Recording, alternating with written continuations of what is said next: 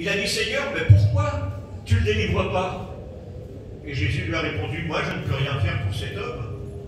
J'ai tout fait il y a 2000 ans, mais je t'ai donné l'autorité par le Saint-Esprit pour délivrer cet homme toi-même. Donc débrouille-toi toi-même. Alors il est revenu, il s'est mis devant l'homme, et il a dit, esprit mauvais, au nom de Jésus, je t'envoie aux flammes de l'enfer. Et aussitôt, l'homme a été délivré. Tant qu'il a demandé à Jésus de faire des choses, ça ne marchait pas. Quand il a compris que c'est lui qui avait l'autorité, l'homme a été délivré totalement. C'est pour ça que quand je vois des chrétiens malheureux, tristes et faibles, j'ai envie de les secouer. Qu'est-ce que t'es, toi? Qu'est-ce que t'es, toi? T'es quelqu'un qui dit encore Jésus va descendre sur terre pour faire un miracle pour moi? Tu risques d'attendre longtemps et tu risques de repartir de cette terre sans que Jésus soit descendu te donner un coup de main. Tu as payé Jésus pour qu'il fasse dérailler le train, le RER, et que le RER vienne te chercher à ici. Tu crois que Jésus va faire que le RER arrive ici pour faire de la libération? Non. Tu vas te lever, tu vas aller à la gare de Saint-Denis pour monter dans le RER. C'est pas le Seigneur qui va faire venir le train à toi. C'est toi qui vas aller au train. Parce qu'il y a des rails et qu'on ne peut pas sortir des rails. Avec l'Esprit de Dieu, c'est pareil. Frères et sœurs, il faut vous rentrer dans la tête, dans le corps et dans le cœur que c'est vous qui êtes des puissances spirituelles. Des puissances spirituelles remplies de l'Esprit de Dieu pour la gloire de Dieu et votre bénédiction. C'est vous qui êtes puissants. Au nom de Jésus, avec le Saint-Esprit en vous. Et c'est écrit.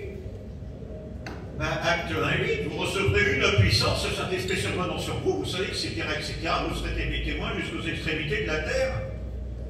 Vous ne recevrez pas une puissance, c'est pas vous recevrez une petite caresse dans le sens des cheveux pour ne pas vous dépeigner. C'est pas une petite chose douce. Quand on reçoit la puissance du Saint-Esprit, quand on reçoit les dons d'esprit, croyez pas que c'est quelque chose qui fait plaisir. Quand je vois certains qui se vantent d'avoir la puissance ou quoi que ce soit, je dis c'est des menteurs. Parce que quand tu as cette puissance, quand tu agis au nom du Seigneur, ben je peux te dire que ce n'est pas pour ton plaisir. Vous croyez que c'est facile de donner des prophéties aux chrétiens?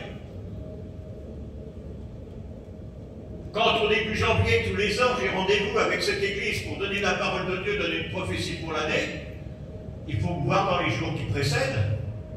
J'ai peur. J'ai peur. Je me dis, attends, je me connais personnellement. Vous ne me connaissez pas, mais moi je me permets. Je me connais, je sais que je peux me tromper. Je suis encore un être humain. Les gens qui ne se trompent jamais, je dis, levez-vous, je prends une photo, et je vois une photo et je marque menteur en dessous. J'ai toujours peur de me tromper. Avoir les dons du Saint-Esprit, c'est pas être devenu Superman. Au contraire, c'est descendre humainement. Regardez l'apôtre Paul. Au début de sa conversion, qu'est-ce qu'il dit? Il dit, je suis le plus petit des apôtres. Après, quelques temps après, quelques mois après ou l'année, il dit, je suis le dernier des saints. Et à la fin de sa vie, il dit, je suis le pire des païens. Plus son ministère augmente, plus son petit est minable. Le Seigneur n'a pas besoin de gens qui se croient forts. Le Seigneur a besoin de gens qui sont forts, mais qui connaissent leur faiblesse. Dieu veut que vous soyez forts. Ton Dieu ordonne que tu sois puissant, dit la parole de Dieu. Mais ce n'est pas puissant avec tes muscles, c'est pas puissant avec ta langue. J'en parlais l'autre jour, là, quand j'ai prié pour lancer le message du pasteur Toussaint, du docteur Toussaint. Ça s'est passé en Suisse, à Lausanne. Ils ont fait venir un grand prédicateur américain. Il y avait 5000 personnes pour l'écouter. 5 ou 7 000, je ne me rappelle plus. Et ce grand pasteur est arrivé, il y avait une grande estrade, il est monté sur l'estrade, et au moment de prêcher, le Saint-Esprit est tombé sur lui. Mais le Saint-Esprit est tombé tellement fort qu'il s'est retrouvé sous l'estrade. Comme Daniel, au chapitre 10. Quand l'Esprit le touche, son corps se décompose, il est comme mort, etc. Et ce prédicateur, il a passé tout le temps sous l'estrade, il n'a pas pu voir la bouche. Mais l'Esprit de Dieu est tombé sur l'Assemblée, et l'Assemblée a été bénie. Et quand la réunion a été terminée, l'Américain est remonté dans l'avion, il est reparti chez lui. Il n'avait pas dit un mot, mais Dieu avait agi au travers du temps où il était par terre. Alléluia. Merci Seigneur. C'est ce que Dieu veut. Même si on ne dit rien, l'important c'est pas qu'on dise, c'est pas qu'on fasse, c'est pas qu'on saute au plafond, c'est pas qu'on crie, c'est pas quoi que ce soit, c'est qu'on soit présent. Si tu es là, si tu remplis l'Esprit de Dieu, même si tu es en train de dormir, tu es en train de gêner le diable. Il faut te le dire. Alléluia. En même temps, ça pose des problèmes. En même temps, c'est vrai qu'on ne sera jamais. Si un jour tu es sûr de toi dans ce que tu fais, arrête. Tu deviens quelqu'un de dangereux. Un jour, quelqu'un m'a dit comment tu peux te faire sûr de toi. J'ai dit le jour où je serai sûr de moi, je m'arrêterai. Tant que je suis sûr de Dieu, je continue. Mais le jour où je pense que je suis puissant moi-même, avec mes mots, j'arrête tout de suite. Amen. Et je retourne regarder pousser mes salades. Je ferai des choses plus intéressantes. Vous recevrez cette puissance, le Saint-Esprit, à condition que vous ayez donné votre vie au Seigneur. Un jour, nous étions dans une assez grande église de la région parisienne. C'était le démarrage d'un nouveau cycle d'enseignement. Et je parlais avec un homme qui était dans l'église. Il m'a dit, vous savez, moi je suis pratiquant, mais je ne crois pas en Dieu. J'ai dit, comment ça? Et je ne crois pas en Jésus.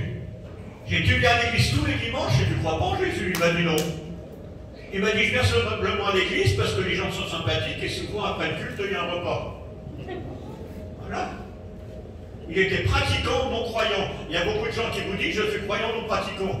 Lui, c'était l'inverse, c'était un pratiquant, non croyant. Ben, je l'écoute pas pour mon ami. Si tu es pratiquant et que tu ne crois pas en Jésus, pour moi, tu t'appelles un musulman. Et on a rigolé parce que juste à côté de lui, il y avait un musulman qui était venu écouter la parole de Dieu ce jour-là. Et le musulman, il a rigolé, il a dit, bah oui, mais il est comme moi, celui-là. Alléluia, il y a des gens bizarres. Mais donc, c'est pas parce que tu es à l'église tous les dimanches, c'est pas parce que tu as écouté toute la semaine les enseignements qui ont été donnés, si tu n'as jamais dit, Seigneur, je te donne ma vie, tu n'es pas un chrétien. Amen.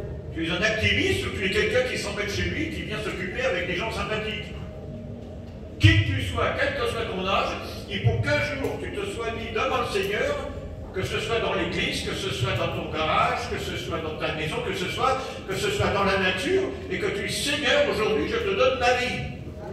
Tu dois le dire avec ta bouche, même si ça fait 40 ans que tu viens dans l'église. Je me souviens d'un diacre, je crois que c'était aux États-Unis, c'est un homme merveilleux, qui avait une vie fantastique et tout, qui était vraiment quelqu'un à la gloire de Dieu. Et un jour, dans l'église, il s'est levé devant des centaines de personnes, il a dit, Seigneur, je te donne ma vie. Ils n'ont rien compris, c'était un diacre, c'était quelqu'un engagé d'église et tout, qui vraiment n'avait aucun problème, ni dans le travail, ni dans l'église, ni dans la famille, rien. Ils ont dit, mais qu'est-ce qu'il fait? Il est devenu fou.